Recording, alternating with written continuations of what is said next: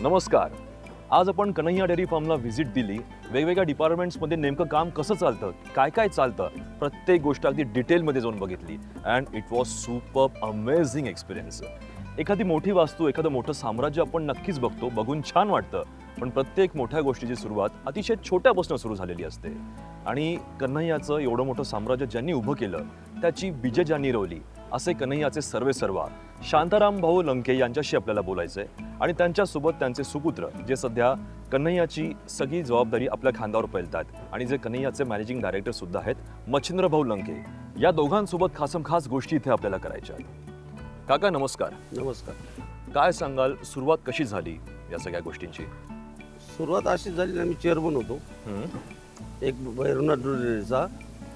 नंतर तिथं शासनाला दूध जात होतं. नंतर शासनाचा आठवड्यातून महिन्यातून एक दिवस बंद अच्छा. दूध. हां हां. नंतर मग आम्ही ते जमलं, शेतकरी नाराज होऊ लागले. मग ते मंचरला पाठवलं. आणि मंचरला दूध जाता जाता मग आमच्या डोक्यात आलं की आपल्याला काय नाही जमत बुवा. पुढं गाड्यांच्या याच्या त्याच्या भरपूर अडचणी आल्या, गिरायकाच्या. बरंच त्याच्यात हे झालं. सर, जेव्हा सुरुवात झाली होती कन्हैयाची, पहिला दिवस होता किंवा पहिला आठवडा होता, तेव्हा किती लिटर दुधाचं संकलन झालं होतं? सुरुवातीला उद्घाटनासाठी 200 लिटर दूध आणलं. अच्छा. ते 200 लिटर सुद्धा आम्हाला घेताना ते नासलं. ओ हो हो. उद्घाटन करता करता आणि हे करता करता ते नासलं. मग हळूहळू संकलन वाढत गेलं. आणि आजच्या तारखेला, आजच्या दिवशी दररोज किती लिटर दूध असतं आपल्याकडे? 3 लाख लिटर 3 लाख लिटर दररोजचं. दररोज. अरे बापरे. आणि आता आपण बोलणार आहोत कन्हैयाचे मॅनेजिंग डायरेक्टर मच्छिंद्र भाऊ लंके यांच्यासोबत. तुम्ही ठरवून या क्षेत्रामध्ये आलात की लहानपणापासून आवड होती म्हणून? नाही, वडिलांनी व्यवसाय सुरू केला होता. हां. वडिलांनी व्यवसाय सुरू केला त्यांनी 98ला. त्याच्यानंतर मी 2000 पासून डेअरी पाहायला लागलो आणि एक आवड म्हणून पाहायला लागलो. मग एखादा कोर्स वगैरे याची रिलेटेड केला कोर्स होता? वगैरे काहीच नाही, आपण अनुभवातून झालेलं. सगळं पूर्ण टोटल पार संकलन पासून तर दूध मार्केटमध्ये जाईपर्यंत मी स्वतः पाहिलं. बापरे. म्हणजे जेवढ्या मशिनरीज आहेत आतमध्ये त्या सगळ्या तुम्ही ऑपरेटही हो, ऑपरेटिंग माहिती, क्वालिटी टेस्टिंगचं पण मी स्टार्टिंगला काम केलेलं आहे. अनुभवातून, शिक्षण वगैरे असं काहीच नाही. अच्छा. क्वालिटीचा मुद्दा तुम्ही काढलात सर. क्वालिटीच्या बाबतीत कन्हैयाचा हात कोणी धरू शकत नाही, हे सगळेच जण म्हणतात. हो. एवढी अप्रतिम क्वालिटी मेंटेन करण्यासाठी किंवा लोकांपर्यंत देण्यासाठी तेवढंच सुपर्ब क्वालिटीचं दूध सुद्धा अत्यंत आवश्यक असतं. मग हे सगळं कसं जमवून आणता तुम्ही? म्हणजे काय करतोय आपण लोकांना, म्हणजे प्रत्येक गावामध्ये आमचे फील्ड ऑफिसर जातात. तिथं त्या लोकांना ट्रेनिंग देतात आणि त्याच्या ट्रेनिंगमध्ये असंच होतात का पाणी टाकल्यानंतर तुमची किती तोटा होतो, किती फायदा होतो, हे सगळे त्यांना समजून सांगतात. मग त्या गावामध्ये आपण सेंटर चालू करतो. ते सेंटर चालू केल्यानंतर मग तिथले लोकांचं तिथे कॅम्प भरवतो. अच्छा. कॅम्प घेतो, ते त्यांना सगळं समजून सांगून मग तिथं आपण सेंटर चालू करतो. सेंटरवर एक सिस्टीम लावून तिथं क्वालिटीचे सगळे पॅरामीटर चेक करतो. तिथनं आम्ही बल्क कूलरला दूध नेतो. बल्क कूलरपासून मग तिथून चिलिंग करून 4 टेम्परेचरला चिलिंग करून दूध देतो. अच्छा. आणि त्यांना जर एखादा कोणी जर असं प्रॉब्लेम येत असेल तर त्याच्या प्रत्येक गाईच्या गोठ्यावर जाऊन आमचे सुपरवायझर लोक, अच्छा, म्हणजे त्याच्या खाद्यावरून काही दुधाला प्रॉब्लेम येतो का काय कसं, हे सगळं प्रत्येक पार फील्डवर जाऊन आपण चेक करतो. जर दुधाचीच क्वालिटी चांगली असेल तर प्रॉडक्ट ऑटोमॅटिक चांगलेच होणार. आणि सर, कन्हैयानी तरुणांसाठी पण बरंच काही केलंय. बऱ्याच तरुणांना इकडे रोजगार सुद्धा मिळालाय कन्हैयामुळे. अजून सध्या कन्हैया काय काय करतंय सगळ्या यंगस्टर्स? आता आपल्याकडे साधारण 500-700 लोकांना रोजगार इथं लोकांना आपण दिलेला आहे. अच्छा. तसं जर आता डेअरीच्या माध्यमातून जर पाहिलं तर एक 50,000 लोकांना आपल्याकडे रोजगार आहे. क्या बात. म्हणजे 5 तालुक्यामधून आपण संकलन करतो.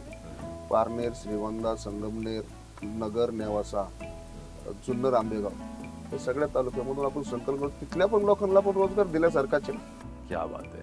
आणि सर, जर मार्केटिंग स्ट्रॅटेजी बद्दल बोलायचं झालं कन्हैयाच्या, तर काय सांगाल? मार्केटिंग स्ट्रॅटेजी म्हणजे आम्ही आता प्रत्येक मेन पहिलं खेडेगावामध्ये मार्केट केलं. त्याच्यानंतर पुणे सिटी, मुंबई सिटी, आता गुजरात, हिमाचल, राजस्थान, हरियाणा ह्या ठिकाणी आता दूध पावडर आणि तूप हे पत्र चांगलं मार्केट. दूध पावडर, तूप आणि आईस्क्रीम सध्या हिट लिस्टवर आहेत आपल्या. हो, आईस्क्रीम म्हणजे कसं आहे, आपण आईस्क्रीम इथे एक जवळपास 100 किलोमीटरच्या परिसरातच करतोय. अच्छा. आता नवीन प्रॉडक्ट लॉन्च केलेला आहे आणि आता ह्या वर्षी आम्ही पुणे आणि मुंबईमध्ये लॉन्च करणार.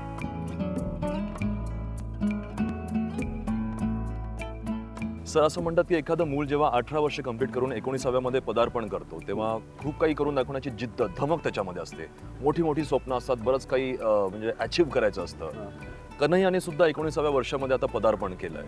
98 साली सुरुवात झाली ती 1 ऑक्टोबरला. हो. आज 2016 सुरू आहे. मग कन्हैयाच्या मोठ्या स्वप्नांबद्दल, फ्युचर प्लॅन्स बद्दल काय सांगाल? फ्युचर प्लॅनमध्ये आम्ही चीज आणि केशी आता पुढच्या 2 वर्षामध्ये करणार आहे आणि ते एक्सपोर्टला त्याला चांगली मागणी.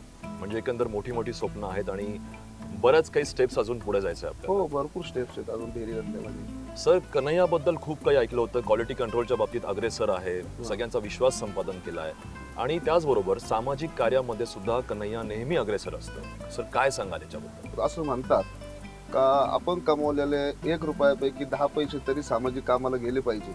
तर त्या निमित्ताने आम्ही डेअरीचा वर्धापन दिनानिमित्त प्रत्येक वर्षी कीर्तन महोत्सव करतो. अच्छा.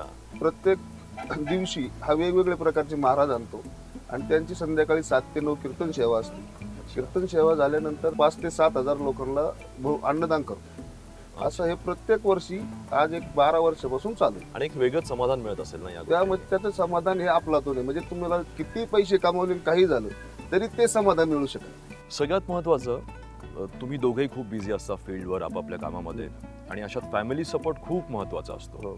काय सांगाल फॅमिली बद्दल, फॅमिली सपोर्ट? फॅमिली सपोर्ट बद्दल मला सांगायचं तर आमचे चुलते ते मुंबईला असतात आणि त्यांचं म्हणजे पुढे पैसे लागत असतील किंवा कुठं काही लागत असतील, तू कर, मी तुझ्या पाठीमाग आहे.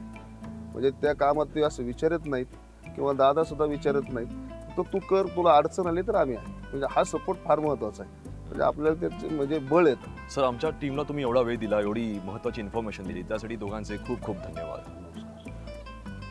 आज आपण कन्हैया डेअरी फार्मला व्हिजिट दिली, लंके परिवाराशी बोललो आणि यातनं एक गोष्ट प्रकर्षाने ही जाणवली की कितीही मोठं संकट आलं तरी त्याला जिद्दीने भिडायचं, त्याच्यावर मात करायची आणि पुढे पुढे फक्त जात राहायचं. जर जिद्द असेल, आत्मविश्वास असेल तर कुठलीही गोष्ट आपल्याला आड येऊ शकत नाही. हा मेसेज खरं तर यंगस्टर्सला लंके परिवाराकडनं खूप काही देऊन जातो, खूप काही शिकवून जातो.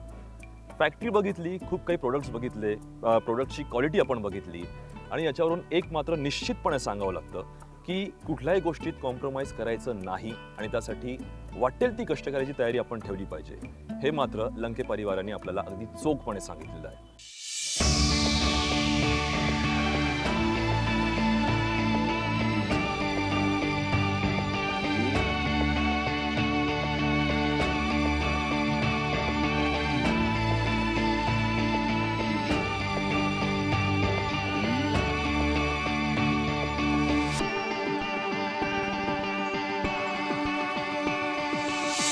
बॉस, आजच्या दिवसाची सुरुवात झाली कन्हैयाच्या फ्रेश मिल्कने आणि त्यानंतर दुपारच्या जेवणामध्ये आपण सगळ्यांनी अटॅक केला श्रीखंड आणि आम्रखंडावर. आणि संध्याकाळी जेव्हा लंके परिवारांसोबत आपलं बोलणं झालं तेव्हा काही गोष्टी अगदी प्रकर्षाने समोर आल्या. सगळ्यात पहिली आणि महत्त्वाची गोष्ट की यांनी फक्त पैसाच नाही कमवला तर लाख मोलाची माणसं सुद्धा जोडली. आणि दुसरी महत्त्वाची गोष्ट की आपणही समाजाचं काही देणं लागतो, आपल्यावर काही सामाजिक जबाबदारी आहे ती आपण पूर्ण केली पाहिजे, हे त्यांनी चक्क त्यांच्या कृतीतून दाखवून दिलं. एकंदर दिवस full to rocks, full to super duper हिटवाला होता. पण या सगळ्या धावपळीमध्ये, या सगळ्या चांगल्या चांगल्या गोष्टींमध्ये एपिसोड संपण्याची वेळ झाली. हो, काय करणार, वक्त के आगे हर कोई झुक जाता है. पण खरं तर दी एंड नाही म्हणणार, याला हॅपी बिगिनिंग नक्कीच म्हणू शकतो. कारण की इथे नाही तर तिथे आपली भेट तर नक्कीच होणार आहे. तोपर्यंत कन्हैयाची कुल्फी सुपर हिट आहे बॉस.